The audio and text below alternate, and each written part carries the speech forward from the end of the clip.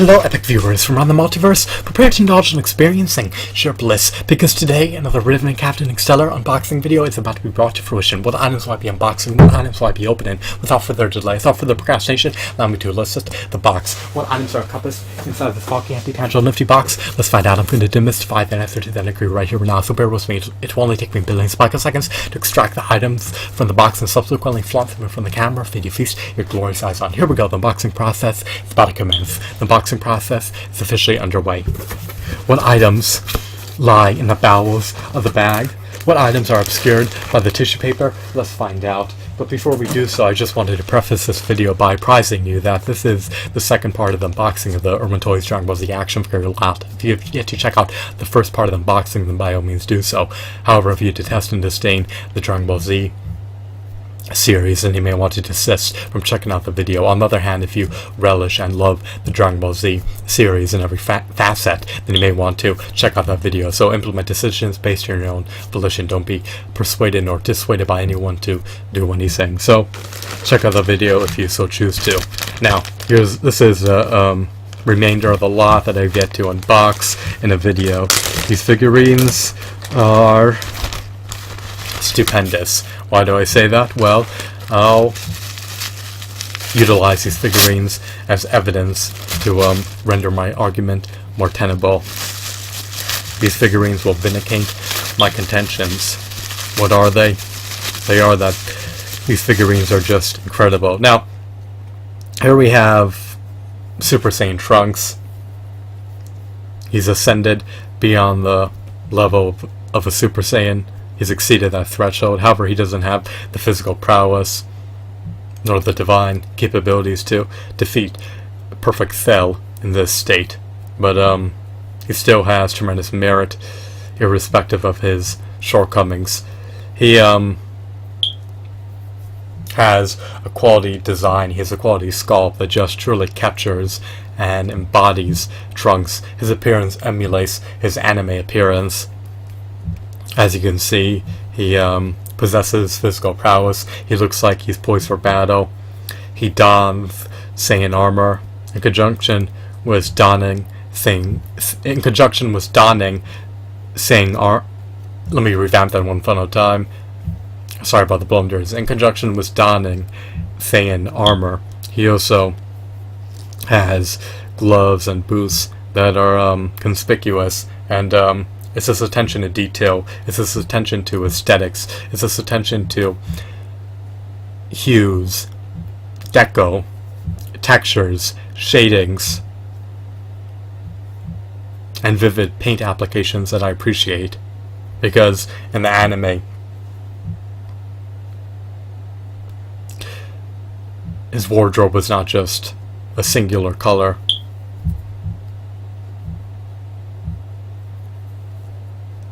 I just love the nitty-gritty details, and you may say, oh, his hues look bland, the navy blue hues, white hues, the yellow hues aren't very appealing, but to me, they just have nostalgic value. I mean, it's simple, it's rustic, and even though it's simple and rustic, and maybe bland from your perspective, from my perspective, it's not, because in my imagination, I guess you could say, from my point of view, it's more dynamic than someone who detests Dragon Ball Z could ever understand. Because this uniform is just meant to be utilized for multiple purposes. It's not just a uniform that Trunks simply wears.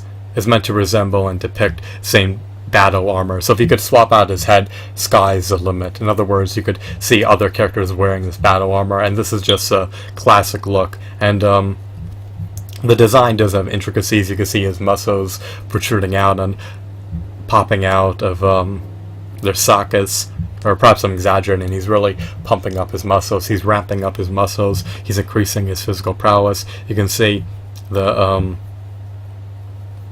you can see the ridges on the armor, or I guess you can say the lines or the stripes on the armor. Maybe there's not enough substance here to allow sections of his armor to constitute as ridges.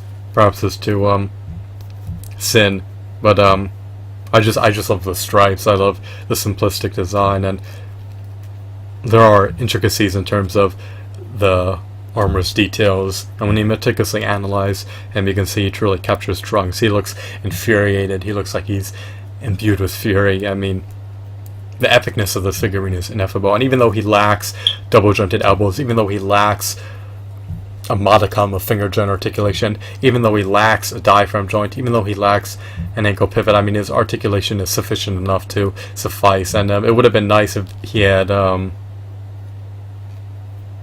wrist rotation. It would have been nice if he could swivel his forearms, but he looks like he's powering up. He looks like he's amplifying his strains, and it looks like he's increasing his power level, and it looks like he's about to just charge in the fray of battle and pulverize anyone who comes within his proximity. So, not a bad figurine. He's not marred with scuffs, nor scratches, nor dings, nor dents. I mean, I love Future Trunks. I especially love Super Saiyan Future Trunks, or Super Trunks. So, that's Super Trunks for you. Perhaps I'm exaggerating a bit about his features. Perhaps I'm embellishing him in my mind, but it's a simpler look. I have to agree with that. But when you have a dynamic imagination, when you can conceive of any possibility, then the action figure manifests itself into a more dynamic, inanimate hunk of plastic. Because then you could see him in disparate situations, and you can see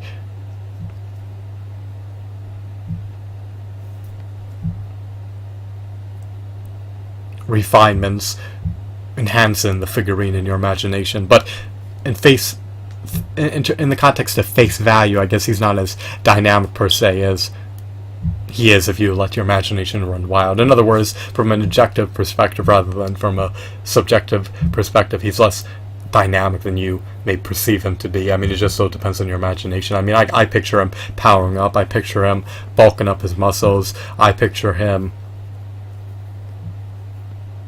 discharging energy blasts, but you may not see that, and you may not picture his armor becoming ravaged. You may not picture his clothing becoming torn. I mean, it just all depends on your imagination. What can you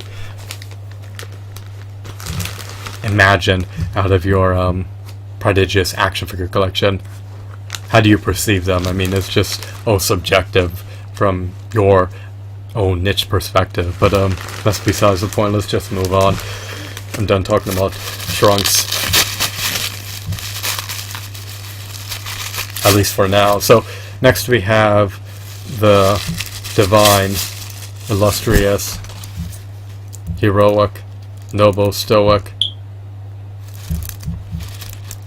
astute Android 16. Now, of course, he can deliver the rocket punch. He has autonomy to detach his arm.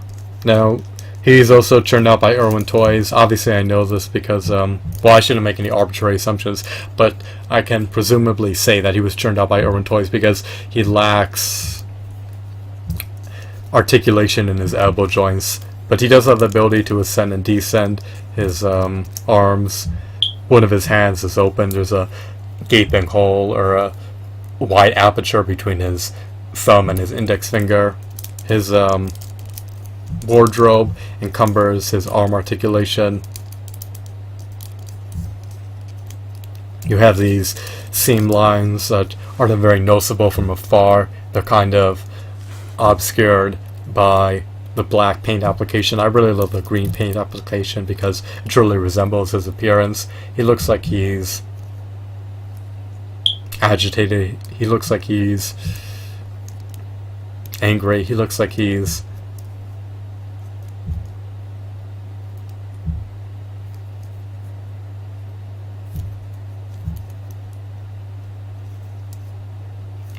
ready to pummel anyone within his vicinity. So he has a stern look. He has a solemn expression.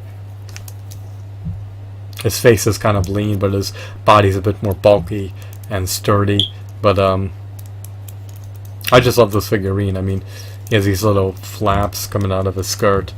He has a rocket punch capability. He has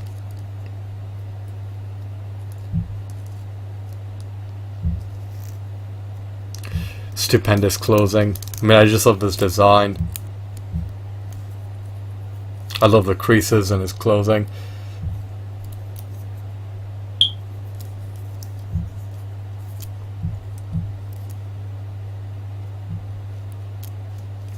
What else? Perhaps it's not clothing, perhaps it's armor. And perhaps they're not creases, perhaps they're ridges. I mean, I don't know, I didn't create the characters, so I have no say as to what or what not they are. As a content creator who conceived Android 16. What his clothing is supposed to represent. Is it armor? Is it his external shell? Or is it simply clothing? I mean, who knows? But it's unfortunate that he lacks pecals in the bottom of his feet. It's unfortunate that he lacks two-fisted hands, but at least hands are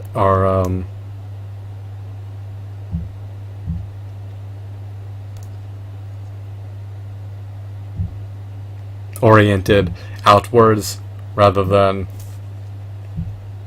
positioned horizontally. Trunks' hands are seen to be oriented horizontally rather than being oriented outwards. It should be oriented outwards rather than being facing downwards. So, I mean, that's how I would delineate it, but your interpretation may be disparate. In other words, his hands are not facing downwards nor upwards. They're just facing his sides, but one of them can be modified because you could twist his forearm. Only for the left hand though, but the right hand can't be. Because the right hand is oriented sideways rather than being oriented fully downwards. So I should say it's positioned sideways, but you likely get the drift, or you get the point. His Trunks' fists, they're oriented downwards, so they can never be maneuvered to be positioned sideways. But enough dwelling on that. I always prefer the fists are oriented sideways. And then of course we have another figurine that I want to briefly showcase. And then I'll take a brief hiatus from recording, get some water, and then reconvene later. And I'll showcase remnants of the box in a subsequent video. Or the bag, I should say. The bag has been removed from the box. So here's Cell Jr. I love his sculpt, I love his deco, I love his textures, I love his hues. I knew of this figurine for years. I stumbled upon it for a reasonable price, under $4. I have no qualms about buying it. So those are the 3 figurines on the lot. Just to recapitulate, we have Super Trunks, or Super Saiyan Trunks, ascended beyond the level of Super Saiyan. Of course, we have Cell Jr.